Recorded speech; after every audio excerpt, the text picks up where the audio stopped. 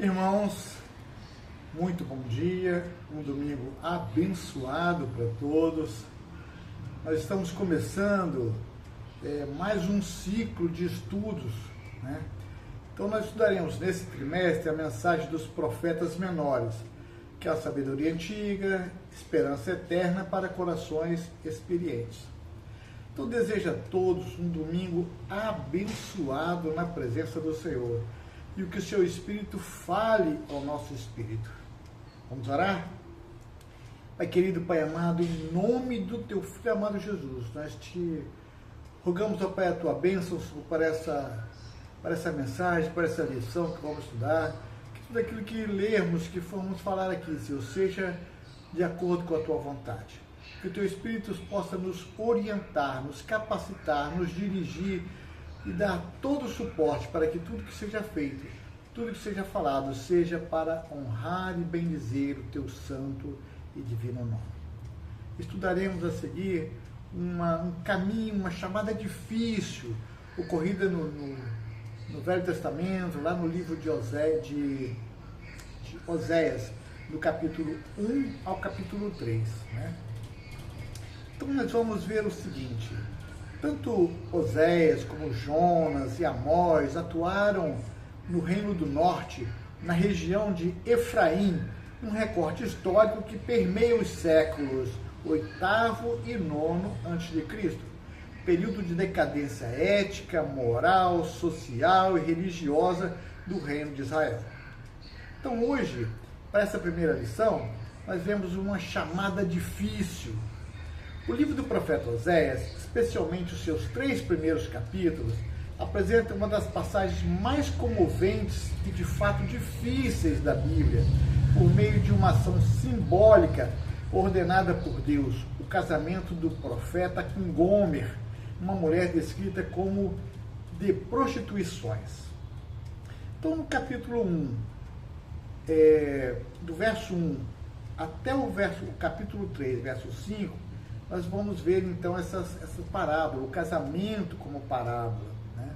O cerne desses capítulos é o casamento de Oséias com Gomer, que se torna uma parábola viva do relacionamento de Deus com Israel. Oséias, o marido fiel, representa Deus, o marido que ama incondicionalmente mesmo diante da traição. Gomer, a esposa infiel, representa Israel, o reino do norte, a nação que quebrou a aliança com Deus, voltando-se para a idolatria, adoração a outros deuses como Baal, o que é espiritualmente comparado ao adultério ou prostituição. A chamada difícil, a ordem para Oséias se casar com Gomer, é a própria expressão do sofrimento e do amor fiel de Deus.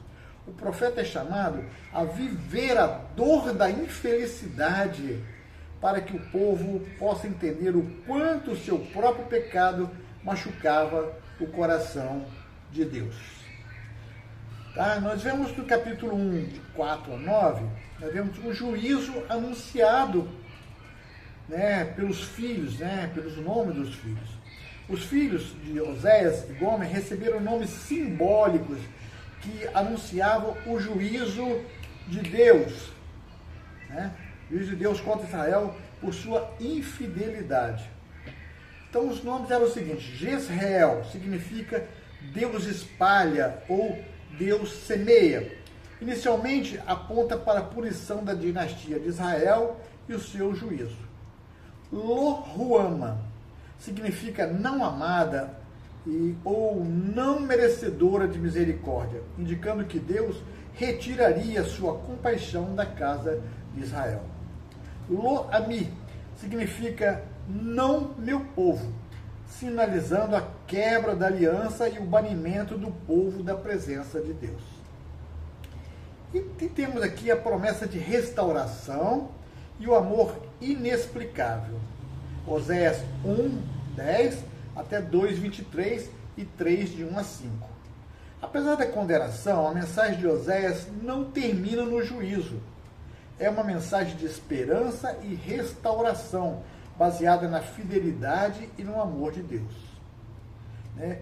A redenção de Gomer, lá no capítulo 3, a ordem para Oséias comprar de volta a sua esposa, que havia se afundado na escravidão ou prostituição, e restaurá-la, é um retrato poderoso da graça e misericórdia de Deus. Ele resgata seu povo, mesmo quando este não merece. E temos o ponto de retorno, né? Oséias, capítulos 2 e 3. Descreve um futuro onde Deus, em sua graça, atrairá Israel de volta, falando com carinho, restaurando a vinha e fazendo do Vale de Acor, que é um vale de problemas, uma porta de esperança. Aí temos a nova aliança, né? O Senhor promete que os nomes dos juízos serão invertidos. Não meu povo voltará a ser filhos do Deus vivo, e não amada será novamente amada. Deus restaura o vínculo matrimonial, afirmando: eu te desposarei para sempre. Oséias de 1 a 3 é um chamado difícil que revela o profundo contraste entre a infidelidade humana, representada pelo adultério de Gomer, e a idolatria de Israel. Desculpe, perdão.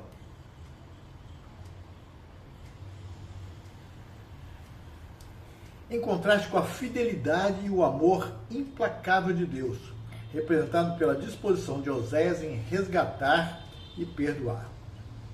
É um poderoso testemunho da graça que busca o pecador, oferece perdão completo e anseia pela restauração da aliança. Então vamos nos aprofundar um pouquinho um dos aspectos mais marcantes, o significado, né, dos nomes dos filhos de Oséias e a comparação do casamento com a aliança de Deus com Israel. Né? Deus instruiu Oséias a dar aos seus filhos, com Gomer, nomes que serviriam como profecias e advertências diretas à nação de Israel, que é o Reino do Norte, que vivia em apostasia e estava prestes a enfrentar o juízo assírio. Né? Então vemos aqui os nomes. Jezreel, significado literal é Deus semeia ou Deus espalha. A mensagem do juízo para Israel, juízo sobre a dinastia de Jeú e a futura dispersão de Israel pela Assíria. A colheita das ações pecaminosas do povo seria a dispersão. Lo-Ruama, não amada ou sem misericórdia, indica que Deus retiraria sua compaixão da nação por causa da persistente infidelidade. E Lo-Ami, meu povo, não meu povo, o ponto máximo do juízo, a quebra da aliança. Deus desfaz o relacionamento formal, removendo o status de seu povo devido ao adultério espiritual. E aí, nos capítulos de 1 a 3, ainda temos a comparação matrimonial. A escolha do casamento de Oséias com Gomer, como metáfora, ilustra a profundidade da aliança e da traição de Israel. Primeiro ponto, a gente vê assim, a santidade do vínculo. O casamento na Bíblia é o pacto humano mais profundo, simbolizando a aliança de Deus com seu povo. Quando Israel se voltou para os deuses cananeus, Baal, Aserá, buscando prosperidade e fertilidade neles, quebrou seu voto com o Senhor. No capítulo 3, nós vemos o amor incondicional. A parte mais radical é o capítulo 3, onde Gomer deixa Oséias, se afunda na prostituição, o é vendida como escrava e Oséias a resgata pagando o seu preço. A ação de Oséias é um ato de comprar sua esposa adúltera, mesmo depois da sua traição, demonstra o amor ágape, sacrificial e incondicional de Deus por Israel. E temos a promessa. Oséias leva Gomer para casa, ordena que ela se abstenha da prostituição por um tempo, e ele também aguarda. Esse período simboliza o tempo de exílio de Israel, onde o povo ficaria sem rei, sem príncipe, sem sacrifício, aguardando a restauração do relacionamento com Deus. O profeta mostra que, apesar do severo juízo, o amor de Deus é maior do que a infidelidade do povo, culminando na promessa de restauração completa, onde os nomes do juízo serão revertidos e o casamento é renovado. Naquele dia, diz o Senhor, ele me chamará meu marido e não mais me chamará meu Baal, que quer dizer meu Senhor. A mensagem central é: o caminho de volta existe. Não há ponto sem retorno para aquele que se arrepende e busca o amor redentor de Deus. Então, podemos ver aí uma conexão com o Novo Testamento, né? A reversão do juízo, né? A promessa de Deus em Osés se reverte em nomes de juízo. Jezreel, Lo-ruama e Lo-ami encontra seu cumprimento final na obra de Cristo e na formação da igreja. Reversão de não meu povo, Lo-ami. No Novo Testamento, a promessa de que não meu povo poderia voltar a ser o povo de Deus é citada para incluir os gentios, não judeus, no plano da salvação. Existia uma profecia em Osés de juízo, né? Mas existe uma promessa também de restauração. E vai haver um cumprimento no Novo Testamento. Lo-ami, não meu povo, lá em Osés, acontecerá no lugar em que se dizia: vós não sois meu povo, e se lhe dirá: vós sois meus filhos, filhos do Deus vivo. Tá? E o apóstolo Paulo, em Romanos, e o apóstolo Pedro... Se você achar que pode ser sério, me peça para ligar para os serviços de emergência ou para alguém em quem você confie. Desculpa, o computador deu uma pane aqui e falou alguma coisa. Então, o apóstolo Paulo, em Romanos, e o apóstolo Pedro, aplicam essa profecia. Eles mostram que, através de Cristo, Deus estabeleceu aliança e a misericórdia a todos que creem, independente da sua origem. Lo-ruama, sem misericórdia, lá em Oséias, diz o seguinte: terei misericórdia de Lo-ruama e Lo-ami e direi: tu és meu povo. E ele dirá: meu Deus. A graça, lá no Novo Testamento, a graça e a misericórdia de Deus, a remoção do lo negativo, são manifestadas em Jesus. Em Cristo, todos que estavam sem misericórdia, os pecadores e os gentios, perdão e adoção na família de Deus. Então, o Novo Testamento ensina que a igreja é a noiva de Cristo, está lá em Efésios. A nova comunidade onde o amor fiel de Deus é manifestado. Assim como Oséias resgatou Gomer, Cristo resgatou a humanidade da sua infidelidade e escravidão ao pecado, pagando preços com seu próprio sangue. Né? A compra no capítulo 3 de Oséias encontra seu paralelo final no sacrifício de Cristo. E a reversão de Jezreel. Jezreel quer dizer dispersão. Na época de Oséias, significava que Deus iria espalhar Israel como semente para o juízo. Jezreel, como reunião, no final de Oséias, significa se inverter para Deus semeia, como semente para o bem e para a reunião. Conexão com Cristo, né? Em Cristo, a semeadura de Deus se torna o ato de reunir um povo de todas as nações, cumprindo a promessa de que Judá e Israel seriam reunidos sobre uma só cabeça, Cristo. Em resumo, a história de Oséias e Gomer é o prenúncio dramático da cruz, a maior expressão de amor e fidelidade de Deus por uma humanidade infiel.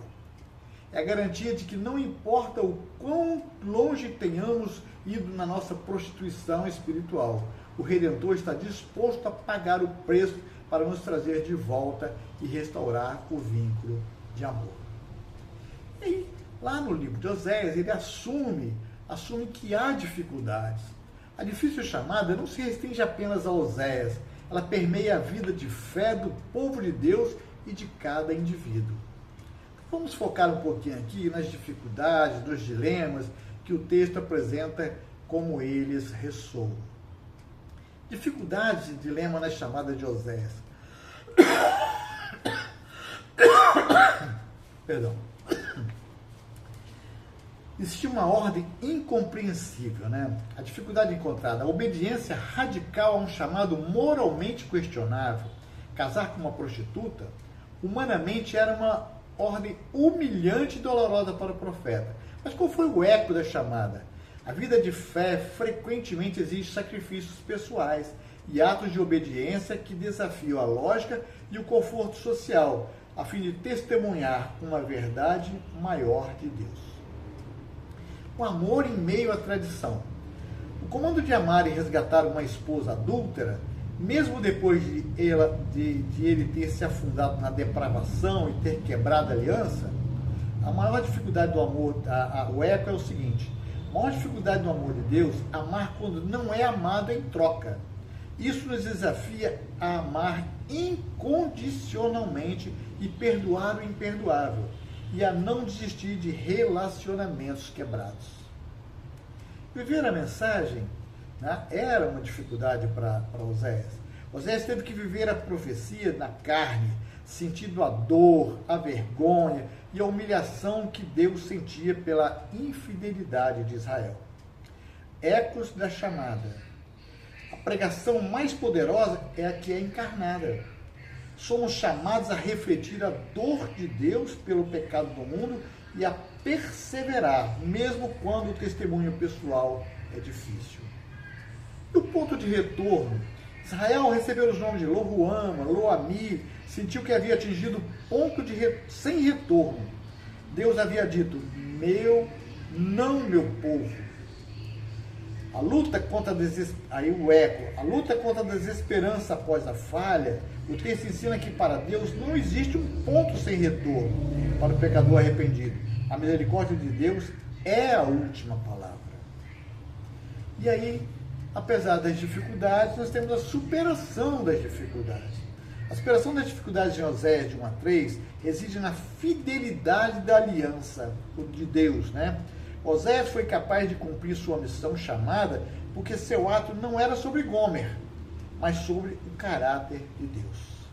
A história prova que o amor de Deus é resgatador, ele paga o preço para restaurar o que está quebrado, é paciente, ele espera o arrependimento e a purificação, e é restaurador, ele inverte o juízo para a bênção, transformando meu povo, não meu povo, que era Loami, em filhos do Deus vivo. Essa foi a grande esperança, e essa é a nossa grande esperança e o nosso maior desafio, aceitar que fomos a infiel Gomer, resgatada pelo fiel marido, Cristo, e aprender a refletir esse mesmo amor sacrificial em nossas vidas. Certamente, o ato de paciência de Oséias é um dos momentos mais destrutivos e difíceis da narrativa, pois revela o método de Deus na restauração da aliança. Né? Agora, teve dificuldade de paciência de Oséias? Claro, verso 3, capítulo 3, verso 3. Após Oséias resgatar Gomer, o profeta estabelece as condições para restabelecimento do relacionamento. A dificuldade não está apenas no ato de perdão, mas na demanda por um período de abstinência e espera. O texto diz, né, Deus dizendo: e eu lhe disse, tu ficarás comigo muitos dias, não te prostituirás, nem serás de outro homem, assim também eu serei para contigo. E aí se há uma exigência de espera e purificação, que é o dilema da paciência. Né? Para Oséias, as dificuldades resistem em exercer uma paciência ativa, paciência no amor. Ele não a rejeita, mas também não a restaura imediatamente a intimidade completa. Ele traz para casa, mas exige um período de espera e purificação. Paciência na fidelidade. Ao dizer, assim também serei eu para contigo, Oséias se compromete a permanecer fiel e não buscar outra esposa. Ele deve demonstrar inabalável lealdade e compromisso, mesmo quando Gomer está em quarentena moral. Existe uma fase de transição, e essa fase é crucial, né? Para Gomer, Israel, é o tempo necessário de desmame do pecado. Ela deve aprender a viver sem a vida de prostituição, idolatria, e reconstruir o caráter e a confiança. Para Oséias, Deus, né, É a demonstração de um amor que é tanto compassivo quanto santo. Deus perdoa, mas o arrependimento exige tempo, disciplina e renúncia ao pecado. A paciência é a prova do amor verdadeiro. Então, fazendo um paralelo com a história de Israel. Esse período de espera em Oséias simboliza o exílio de Israel e o tempo até a restauração final. Então, Oséias explica esse paralelo, porque os filhos de Israel ficarão por muitos dias sem rei, sem príncipe, sem sacrifícios, sem coluna e sem éfode ou terafins. Sem os símbolos da rebeldia, né? Israel perde o que levou os pecados, os ídolos, terafins e as colunas pagãs. Perde também os símbolos da aliança. Israel perde o que lhe garantia a presença de Deus, sacrifício, éfode, pois ele quebrou a aliança. O propósito dessa espera era levar o povo a uma dependência pura e genuína de Deus, preparando para o retorno à verdadeira aliança e finalmente a um rei messiânico. A paciência de Oséias, portanto, é a dificuldade de amar e disciplinar ao mesmo tempo, mantendo a fidelidade até a completa restauração seja possível. Agora, a paciência de Oséias nos ensina a dificuldade de arrependimento genuíno. O perdão é imediato, mas a santificação é um processo. Exige tempo e renúncia completa do antigo modo de vida. Não te prostituirás. Preservação no amor. Nos relacionamentos, sejam eles matrimoniais, familiares ou eclesiásticos, o perdão nem sempre é seguido de uma restauração instantânea. Exige paciência e um compromisso de ficar junto durante o processo de cura. E sentindo o peso dessas dificuldades, né? Sentir o peso das dificuldades é o que torna a história de Oséias tão real e comovente. A experiência do profeta nos leva a um nível de empatia, onde compreendemos que o amor divino exige um custo, uma dor profunda. E vemos então o peso dessas dificuldades das experiências de Israel. O peso da humilhação pessoal. A primeira e mais imediata dificuldade para Oséias foi a humilhação pública da sua chamada. Como lemos, os profetas eram figuras públicas de moralidade impecável. Casar-se com Gomer, mulher de prostituição, era arriscar a reputação, a credibilidade e a paz de vida familiar. O que revela? O amor de Deus pelo seu povo infiel. Era tão intenso que o profeta teve que sacrificar sua própria reputação e viver a vergonha da nação. Oséias se torna um símbolo vivo do sofrimento de Deus. E teve o peso não só da humilhação pessoal, mas da dor dos filhos, né? Teve que dar aos próprios filhos nomes que eram malditos e sentença de juízo. Foi um peso emocional constante. Cada filho dele representava uma traição de Gomer e, simultaneamente, um anúncio da ira de Deus contra o povo que Oséias amava. A vida familiar do profeta estava intrinsecamente ligada à tragédia nacional. O que revela? O juízo de Deus não é um decreto frio, é um grito de dor. Deus expressa sua angústia pela infidelidade de Israel através do sofrimento familiar do profeta. Os nomes eram lembretes diários e dolorosos da aliança quebrada. E aí o peso da espera fiel, o resgate, né? O ato de pagar por resgate, pagar para resgatar Gomes e em seguida impor um período de abstinência e espera, carrega o peso da paciência agoniada. Qual é o dilema? Oséias deve manter a fidelidade a Gomes mesmo quando ela não é fiel. E precisa esperar que o processo de purificação dela se complete. O perdão custou muito, o preço do resgate, mas a restauração da intimidade não foi instantânea. O que revela isso aí? A fidelidade de Deus é incansável, mas exige santidade e arrependimento do povo. Deus suporta o peso da demora, esperando que Israel se arrependa para que o relacionamento possa ser verdadeiramente restaurado. A superação de todo esse peso é um milagre da mensagem de Oséias. O amor de Deus suporta todas as dificuldades, para que no final a promessa de restauração se cumpra.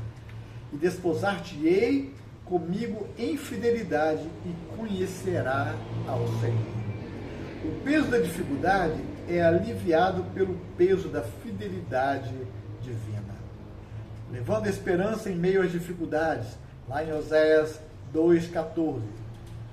O trecho de Oséias em diante é a virada dramática do livro e a fonte mais poderosa de esperança, juntamente porque surge em meio à descrição da mais profunda dificuldade do juízo. O princípio é simples, mas revolucionário. A disciplina de Deus tem como objetivo a restauração, não a destruição. Né? E aí, levando esperança, né, em meio a essa dificuldade. Né? O versículo-chave de Oséias começa com a palavra portanto, ou por isso, marcando a transição do juízo para a graça e a promessa de restauração. Diz lá em Oséias 2,14: portanto, eis que eu a atrairei e a levarei para o deserto e lhe falarei ao coração. A estratégia do deserto é o local da intimidade. A primeira dificuldade que Deus usa é o deserto, o exílio, o sofrimento, a perda. Qual é a dificuldade? O deserto como punição. O deserto no contexto de Israel, de Oséias, quer dizer, é o lugar onde Deus retirou as bênçãos, vinho, azeite, trigo, que Israel erroneamente atribuía aos seus amantes, Baalim. É o lugar da privação. Esperança, o deserto como retiro. Deus diz, eu a atrairei. O deserto não é o destino final, mas o caminho para a intimidade. É no isolamento e na dificuldade que Israel, e nós também, paramos de buscar a prosperidade aos ídolos e voltamos a ouvir a voz do marido, falar-lhe ao coração. A dificuldade se torna o catalisador para um encontro pessoal e terno com Deus. E aí, segundo, nós temos o Vale de Acor, a porta da esperança. Essa é a imagem mais poderosa da esperança em meio à dificuldade. Dificuldade, Vale de Acor. O Vale de Acor, que significa Vale da Perturbação ou Vale da Desgraça, é historicamente o lugar onde Acã foi punido por seu pecado após a conquista de Jericó, lá em Josué 7. Era, portanto, lugar de juízo e fracasso. E a esperança também, a porta. Deus promete transformar o Vale da Desgraça em uma porta de esperança. A dificuldade, o lugar do maior fracasso da punição, não é o fim, mas a entrada para a restauração. As maiores dores se tornam os pontos da virada que nos impulsionam da volta para Deus. E então a reversão total da aliança foi quebrada. A esperança atinge seu pico na promessa de Deus de refazer a aliança, revertendo todas as maldições anunciadas anteriormente. O casamento renovado, Deus se casa com Israel para sempre, com justiça, retidão e amor. Compaixão e fidelidade. Esses são os termos que a noiva infiel nunca buscou, mas o que o marido fiel agora provê. O fim da história. Israel não chamará mais a Deus de meu Baal, que significa meu senhor, proprietário, e era nome de um ídolo, mas sim meu marido, um nome de amor e relacionamento íntimo. A reversão dos nomes, a mensagem do juiz é totalmente anulada. Loruama, não amada, se torna amada. Terei compaixão daquela que não obteve misericórdia. Loami, meu povo, não meu povo, se tornará tu és meu povo, e ele dirá, tu és meu Deus. A esperança que Oséias traz é a certeza de que a fidelidade de Deus é maior do que a nossa infidelidade. O caminho da fidelidade, o deserto e a Acor, é o caminho escolhido por ele para nos atrair de volta, transformar nosso fracasso na nossa maior esperança e restaurar a comunhão. E como considerações finais, o triunfo do amor fiel. O estudo de Oséias de 1 a 3, com sua narrativa de uma chamada difícil, transcende a história antiga de Israel para se tornar uma das mais profundas revelações sobre o caráter de Deus e a natureza da aliança. A mensagem central é o amor que redime. O livro de Oséias utiliza o drama do casamento do profeta com Gomer como a mais dolorosa e bela metáfora da Bíblia. A história não é apenas sobre a infidelidade de Israel, representada pelo adultério de Gomer, mas fundamentalmente sobre o de Deus, seu amor inabalável, fiel e leal. A chamada de Oséias, casar-se, suportar a traição, resgatar Gomer, foi a maneira de Deus fazer o profeta e o povo sentirem a dor do coração divino. O juízo, simbolizado pelos ombros dos filhos, não é um ato de vingança, mas o custo da infidelidade. A virada de Oséias, portanto, eis que eu a atrairei, demonstra que a disciplina e o deserto são instrumentos de amor. O propósito da dificuldade não é a destruição, mas a restauração da intimidade, para falar-lhe ao coração. Oséias 1-3 é a prova bíblica de que para Deus não existe um ponto de retorno para o pecador arrependido. A promessa de transformar o vale de Acor, desgraça, em uma porta de esperança, assegura que os maiores fracassos e os lugares de maior sofrimento podem ser transformados nas entradas para a renovação e o reencontro com Deus. A promessa de Deus de reverter os homens de juízo, de não meu povo para meu povo, e de casar-se novamente com o seu povo em justiça, retidão, amor, compaixão e fidelidade, é a fundação da nossa fé na graça. A chamada difícil de Oséias nos ensina que o amor verdadeiro é sacrificial, paciente e redentor.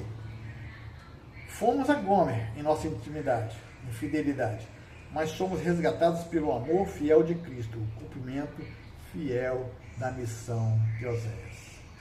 A aplicação para os dias de hoje, restaurando a paixão na caminhada com Deus. Podemos ver nossa intimidade moderna, o nosso adultério espiritual, como qualquer coisa que substitui Deus em nosso coração. A demanda da nossa devoção. A restauração, por sua vez, segue o mesmo padrão de Oséias. Quais são os princípios? A chamada é difícil, a infidelidade espiritual moderna, o nosso Gomer, o caminho da restauração, a resposta de Deus. A idolatria, lá em Oséias, buscar segurança, propósito ou satisfação total em bens materiais, carreira, redes sociais, prazeres ou relacionamento humano em detrimento de Deus. O arrependimento genuíno, no caminho da restauração, reconhecer que substituímos o Senhor, entender a prosperidade buscada fora de Deus é superficial e transitória. O deserto de Acor, lá em Oséias, era um período de crise, de perda, fracasso, solidão, em que as fontes da satisfação mundanas falham, sentir o peso do juízo, consequências naturais do pecado. Agora, no caminho da restauração, a receptividade à atração divina. O deserto, a dificuldade e o lugar onde Deus nos atrai remove as distrações e fala aos nossos corações. Devemos ver as coisas como um convite à intimidade.